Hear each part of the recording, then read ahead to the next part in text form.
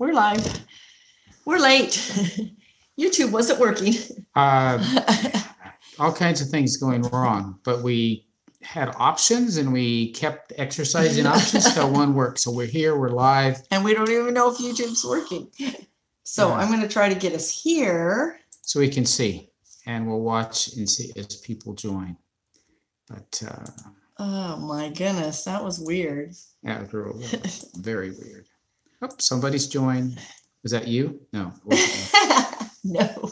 Oh, a couple people. So it seems to be working. Hopefully you can see us. We were having some challenges and we're not sure that everything is working. But right. We haven't got to where we can see you yet because we're on our phone because our computer wouldn't work. So hold on a moment. Talk amongst yourselves. Talk amongst ourselves. You can talk about what you've been doing. Okay. Hold on. Well, we're still working on chicken tractors in between everything else. When we got back, there was a little bit of work that had been done, and got it. There's still 2 to complete. So I've got them partially done. Renee's on. Renee, good. So, after putting 4 of these together with this new design, I think I finally have the doors figured out on the 4th one. Isn't that how it goes? So we've got 3 of them with the doors not the way we want them. They got progressively better, but on this 4th one, much better design. I don't know if it's the final design, but it's working much better. We ended up putting a door at each end because what we're finding, because they're so low, getting in is hard. It's really fun to watch us crawl on our hands and knees through the chicken stuff to go to the other end. Oh, no, we never crawl in there with the doo-doo. We crawl in after we move it. When it's moved and clean, yes, it's not a problem. So Marianne is on, and not Weavery. Ooh, Nor. I've seen her name. Oh, buffering. Are we still buffering now? Wouldn't surprise me. Noreen. Yeah, that's maybe why we were having trouble getting started. So. Yeah, last week, one day, YouTube went down, and it was breaking news. It was like, that was a couple days ago. A couple days ago, yeah. 45 minutes. It had been down. Yeah, we were trying to do something. We finally went to bed. It wasn't there. YouTube's down. So it's kind of unusual for it to be down and not fixed right away. It was a real surprise. So it's weird. Okay. Okay, so we're not buffering, and okay. Renee said it was down too. Yeah, I think the world went nuts when it went down. Yeah, I mean, they were showing outage all over the world. So it was the main servers. So it was kind of, it happens. We've been working all day, and I looked at the clock and I went, oh, I need to go. Time for live. Get ready for live, and then it wouldn't work. So we're a little bit late. I have to tell you something. I'm going to show you something amazing. I want to pull that around here. Last year, when I was fermenting, I actually have a video called Fermenting Failure. And then I bought all the good stuff to do it with, and then we moved. This one's sinking in, is that? I never got it, but I want to show you how pretty. These are my cabbage, and they have the weights, the clear glass weights on them. And they have the little things where the air comes out. And they've been in my cupboard so that they're in the dark. And they are so, I'm going to just show one up here really close. They're so pretty. I'm so excited. This is day 2. I don't know why it's taken me so long to get my cabbage together, but anyway, I got it. I got it for $1 a head at the farmer's market. He had 2 heads. I bought them both. We didn't try cabbage this year. No, we didn't. So. No. But we're gearing up for the next garden, that's for sure. We're getting on the way for that. So, Deer Park Farmstead, and yeah. Anyway, we're really, really excited. It was so simple to make that fermented stuff. I mean, to do it this time, and I used a long wooden. It's actually a rolling pin that I got in China when I was visiting. Talk to them. You don't need to know. It's a rolling pin I got in China. It's just plain. It's for making the dumplings that China has. But I just did this, and what you're supposed to do, as you probably all know way better than I do, is break up the cell membrane of the cabbage. And so I squoze it a whole bunch and then beat it a whole bunch with couple beat it into of submission. tablespoons of salt in there, and yeah, I didn't have to add any liquid. It's just been really great. So I'm excited about it. News about our broiler chickens. They are growing. We haven't weighed them, but some of them are getting fairly good size. They're doing very well. They love to eat, of course. They love the new grass when they're moved onto the new grass. I just had a memory. So homesteaders do everything they can when they can do it. Do you remember when we were trying to weigh our turkeys in Oregon? And we put them in, like, I don't know, a pillowcase or something, hooked to the scale, and their wings would flap, and it was so stupid. We were so stupid. Well, they're not into getting weighed. So it's a challenge. And our next wave of layer chickens, the Delaware chickens that we haven't lost one. They're really healthy. They're so good. So we need to spend more time with them to imprint them a bit. But, okay, I'll go sit in there tomorrow. Sit and read. They'd love it. You could read to them. They'd even love that more. All right. What I'm going to do is just talk a little bit about the interview that we did about Lyme disease. I had a person who was upset with us because they said it was going really good and then you shut it down. And you need to understand that Justin and Rebecca had spoken, and then an hour and 15 minutes, at least an hour and 15 minutes after they spoke, they were standing in line greeting people, and the line just kept going and going and going. They were pretty tired. So kind that they will not ever turn anyone away. I think what Justin said is the last person deserves our attention as much as the first person. Yeah. The other two people, Danny and Lynn was a vendor there. They kept coming up. Are they almost done? Are they almost done? Well, Danny needed to go. They needed to go. And so when we finally started the interview, he says, this has to be short. So that is the reason it got cut off, is because these four people had been waiting a very long time. Well, what we wanted to do, though, by having three people together who had a lot of great insights to share their experience and to share their insights, was to really get a dialogue started. I mean, this is not a once and done kind of thing. I mean, Lyme disease is here.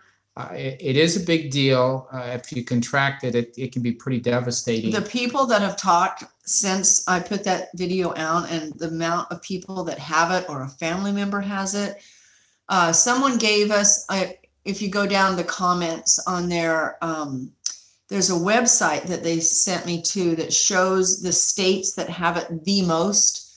And definitely it's in the north and some in the south of the northeast side.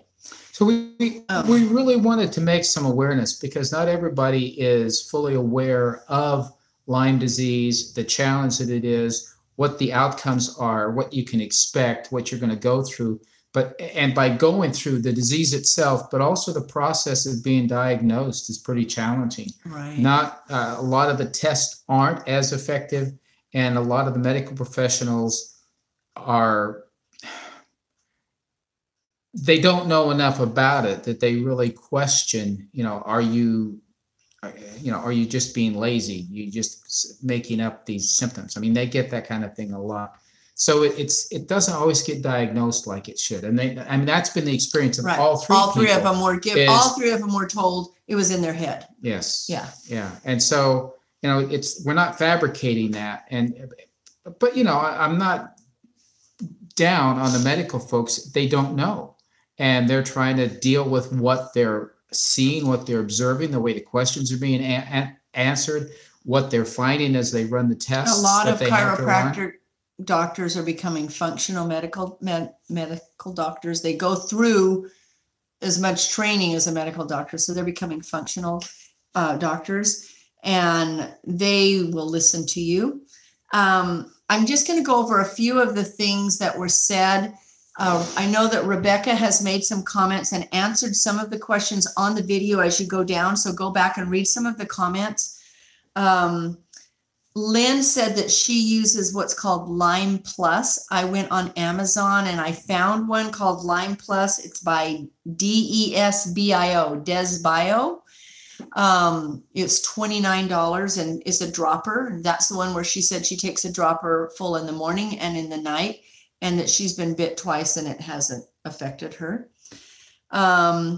Rebecca talked about the DNA connection. You can go to their website, and theirs is a urine test to send in and have done. And then the blood test that is... And it's for more than just Lyme disease. It's for a wide range of diseases. But Lyme disease is one that the DNA test is good at identifying. And then the other blood test is IGeneX, IGENEX. And so that'll give you a little bit. I know that Rebecca texted me today and asked me for where to get the colloidal silver. Colloidal silver. Yeah. And I'm waiting for Danny to get back with me to tell me that. So just keep sending your questions and we'll answer them. We are by no means experts. I don't want to be bit again. And once again, this isn't medical advice. We really can't provide that, but this was a discussion with 3 individuals and their caretakers who have Lyme disease and what they've done to deal with it and what their outcomes have been. So, take it for what it is. It is information. Yeah. And I'm going to just lean forward and read this. Okay. Grandma Rose says, I have 2 friends touched by Lyme. One is a friend's husband. His diagnosis took forever. And the second is a woman about my age. For her, living with it every day is like living with lupus. Yeah. So, and I just wanted to welcome Mama Mitzi on, and because I haven't seen her on here before. Christine Betts. Yes. Hello. Your husband, Mama Mitzi, my husband makes our colloidal silver. Well, then please Seriously. Educate us on that. Yeah, share with us how that's done, because I'm sure a lot of people would like to know about that. So, yeah. So that is the questions that I just wanted to go over. I know, we worked so hard at getting a quiet place. And when we went into that place, it was quiet. And then boom, the noise just got so loud. And I'm it's just like everybody followed us in. That's what it seemed like. So I apologize for the sound. Anyway, Renee says it's very sad because much of the medical field is in a business now where people are not listening or treated as individuals with unique genetics. It sure seems that way far too often, and that's unfortunate. So, but knowing that if you are sick, you need somebody to be with you who's not sick, who can speak up for you. Well, everybody needs an advocate. Case in point, when Jim was hospitalized 10 years ago, when he had his heart scare and he was in the hospital for 3 days, this was a brand new hospital. Brand new. 2 weeks old. Wasn't fully staffed yet. And the doctor in the ER found out that I was an RN, and he said, I do not want you to leave him at all. Each time after a nurse comes in, you check to make sure she's done and if she hasn't, you do it yourself. And so I went home one time to shower for like 10 minutes and came back.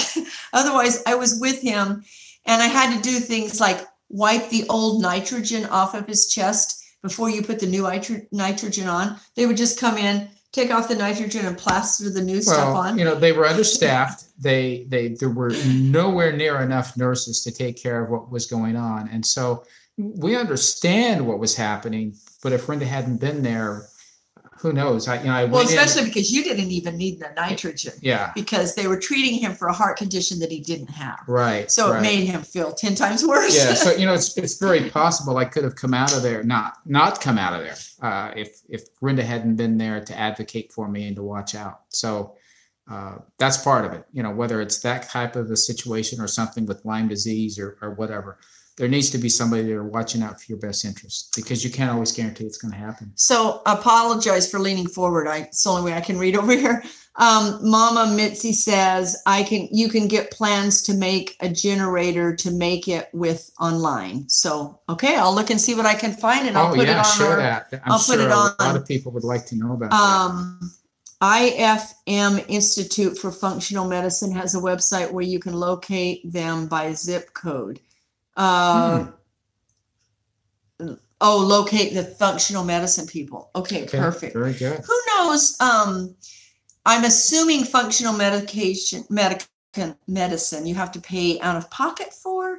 That does insurance cover that? Does anyone know that? And Christine says, last time my sister was in the hospital, my nurse gave her the wrong medication. Yep, absolutely. It happens. Yeah. If you don't want to be sick, don't go to the hospital. You have to be really sick to have me go to the hospital. I used to watch people come in relatively well and get so sick. And really, I'm not going to ask her to speak to it, but I know she's described to me several situations, not in a hospital setting, but in a long-term care setting, with how the medications are dealt with, that there are so many opportunities for errors to happen. That's not the nurse's fault. That's like a set of events and a condition exists. And some of it is the nurse's fault. And some of it is well, it's the nurse's fault if they have a medication and they're giving it wrong. It is the nurse's fault. Yeah, if they misunderstand the instructions and they do it wrong, that can happen. But also there's times when it's the wrong medication because somewhere along the line, orders didn't get changed all the way onto the med sheets. Yeah. And so now the nurses are being told to give the wrong medication. Or I've unscrewed a bottle to give the medication and said, this is not what that pill says. So yeah. So everyone needs an advocate. Yeah, you've got to have an advocate, and Tranquil Waves, hello. The medical people are trying hard to do things right. They have a huge job.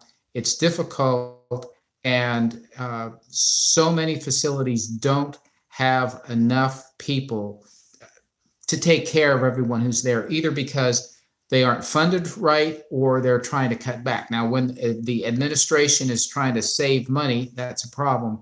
But when they just can't hire the people, even when they try, they're shorthanded. It happens. People call off. They're shorthanded. Anyway. People want to know how our critters are. We've told a little bit how the chickens, our hens, we are free ranging completely because they want to free range. And they're so much healthier because they free range. Egg gathering is a little bit challenging. They're finding places they prefer to lay instead of their nest boxes. So just as each one of us as individuals has a different personality, so do the chickens. So we have chickens that are gardeners. They are always in the garden. We have chickens that are outside of the pen where the broilers are, and they're always cleaning up after them. Then we have 1 or 2 chickens that are always in with the pigs. We have a video coming out soon where there's the trough and here's the 2 pigs and the chicken eating next to them. These chickens all have their own personality, but we're just like, they are so different. Yes. So different. And then we have some that just follow us around. Yeah. But our 2 pigs are doing very well. They have free range of the whole entire what we opted to do is we haven't turned the electric fence back on, and we took all of the paddock dividers out. I mean, they've used every paddock, and so now instead of them putting a lot of pressure on just one, we're letting them rove around the whole thing. We do plan to get a different kind of fence so we can move them. We have kind of a foresty area, brush and that type of thing. We're looking to do that soon to help them finish off because there are some nut trees that have dropped nuts in there. It's a short one. It's electric and it's net, so they can't get caught in it. They can't go through it. They can't get under it. It's made just for pigs. We saw it at the Homesteaders of America conference, and we talked to them about it. So we are contemplating getting that because we do need to move them into the forest to finish them off, and they'll be safe that way. Yeah, there's a lot for them to eat in the forest that can help them finish well. Yeah. So we want to do that. So here soon we'll be moving them there, but they're doing great. They're very healthy, lots of energy, and they're growing well. They're growing really well. I have a request. Just before we had a freeze the night that we got home on Monday night, it went down to 30. And so that day we were pulling all the rest of the tomatoes off, and I took the peppers, the jalapenos off. And I picked up this plant and it was just raining. So I started counting them as I pulled them off. I got 65 jalapenos off of one plant. So now is what I need you for. I've never made a jalapeno salsa before, and I've gone online and seen it, but I'm just wondering if any of you have a really good recipe for a jalapeno salsa, send it my way so that I can use it. And because she has the jalapenos I have to do. the jalapenos. So let me see. So what about the other animals? You haven't told them all. Let me say hi to Laura. Okay, hi, Laura. You can tell about the other animals. Well, we did, kind of. Yeah, we did, but I thought you said people were asking. Hi, Laura. I'm glad you caught up with us this time. And Grandma Rose says, I was in the hospital just overnight last year, and it was the short time, and I picked up an antibiotic-resistant bacteria and a chronic UTI. And that is almost the norm instead of the exception. Yeah, it comes down to hand washing. For me, it's got to be life or death to go to the hospital, really, because it's a risk. Yeah. There's some reasons. I mean, if you're only partially sick and you go to somewhere where there's lots of sick people, what's the likelihood that you're going to come away sicker? Well, I was in nursing. It's like going to daycare, with all the sick that goes around there. That's not a good comparison. There was antibiotic resistant strains when I was in school, and that was 22 years ago. So they've gotten so much worse. Yeah. So much worse. Anyway, further update on the chickens, on the animals. She mentioned the layer chickens and how well they're doing. They're not laying as much, or maybe they are, and we just can't find them. That's probably what's going on. We think we go Easter egg hunting. We think we found some of their hiding places. The broiler chickens are growing. We've got 2 sets of them in chicken tractors, and the others soon will be there chicken tractors. But they're growing really well. They can eat, and they know us. They know when we come, food is coming, and so they gather around. So they're typical chickens. So I have to tell you the funniest story. I don't know if you remember back when we got these chickens delivered to us. The place threw in a surprise. 3 surprises. Well, I don't know where the other 2 are. They kind of blended in. They're a different color. But one of them is a black bantam. So here is this tiny little bantam, and now the other chickens are this big, and I'm like, we need to get him out of here, but I don't know what to do with him. And he's used to all of these people. He's surviving. Roosters. And so here's this tiny little black, and you watch him he'll go in here to go feed, and then he can literally walk between their legs. I mean, that's how much shorter he is. So we have to remove him and have a place for him when we process them. Obviously, we're not processing him. No. That would be silly. But I don't want to put him in with the Delawares because they're 2 different kinds of batches, and I don't want to interbreed disease. I mean, not that either one of them have disease. And I'm like, well, I could take this little black chicken and I could give it a bath and make sure it's all clean. And then I can put it in. But I mean, it's black. One way or the other, he's going to end up with the Delaware. He's going to be the rooster taking care of the Delaware. That ought to be hilarious. You think that'll work? I don't know. I don't think it'll work. Know. But he'll be the little band. How long till the pigs are ready? We have set the weekend after Thanksgiving. Yes. Yes. Weekend after Thanksgiving. Thank you, Laura. Thank you, Laura. Have we paused? Are we pausing? Oh, this is not good. I think there was there we go. We're back. Sorry, we buffered. In talking to the couple that we bought the pigs from when they were little, they were asking us, when did we, well, they found out we were going to be butchering our own, and they says, wow, we'd like to be there. And I'm like, oh, okay, that was kind of a surprise. He says, you got all of the equipment. I'm like, no, I haven't bought it yet. He says, I've got it all. So he's got the knives and the saws and so forth. So sounds like we have a helper to step in and help us with that. So week after Thanksgiving, we're going to have a lot of fun. Just a lot of people here. Yes. Everybody was saying they were sorry to Marianne, and so I had to go back and see. Yep. Marianne had an uncle who went to the hospital and ended up dying there because of the care that was done. So, yeah. And you know what? Everybody, no doctor, no nurse, no anybody that works there wants anything bad to happen. But it's just so massive and big. I think that there's not enough staff, and so they're always running around. Trust me, I know. I did 1 year in the hospital on the med surge floor, and then 5 years in labor and delivery. And then I went out. I said, no, I want to spend time with my patients. And that's why I did home health, so that I could take care of them after the hospital had ruined them. Yeah. So, anyway. And the little Delawares are growing. They're healthy. They're doing great. So, so Marianne says that they had a Banty rooster, and it became their watchdog.